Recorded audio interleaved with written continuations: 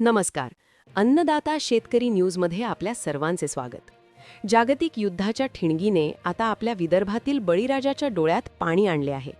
आखाती देशांमध्ये सुरू असलेल्या युद्धामुळे तांदळाची आंतरराष्ट्रीय निर्यात साखळी पूर्णपणे विस्कळीत झाली असून त्याचा थेट फटका चंद्रपूर जिल्ह्यातील धान उत्पादक शेतकऱ्यांना बसत आहे.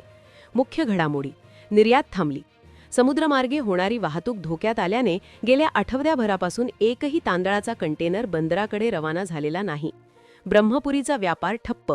ब्रह्मपुरी परिसरातून दररोज सुमारे 135 टन तांदूळ म्हणजे 5 कंटेनर सौदी अरेबिया, रशिया आणि दक्षिण आफ्रिकेला जात असे, जो आता पूर्णपणे बंद आहे.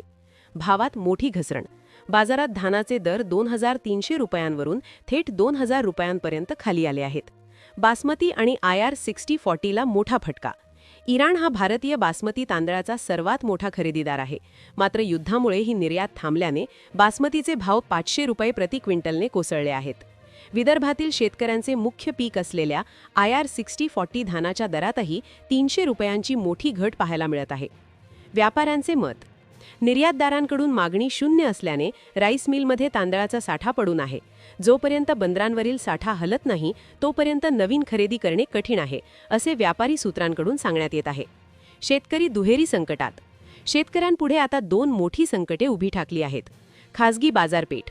निर्यात बंद असल्याने व्यापारी धान खरेदी करायला तयार नाहीत किंवा अत्यल्प दराने मागणी करत आहेत. शासकीय खरेदी. ऑनलाईन नोंदणी करूनही अनेक शेतकऱ्यांच्या खात्यात अद्याप धानाचे पैसे जमा झालेले नाही. एकीकडे निसर्गाची साथ आणि बंपर उत्पादन झाले असताना आता जागतिक राजकारणामुळे शेतकऱ्यांच्या मालाला कवडी मोल भाव मिळत आहे.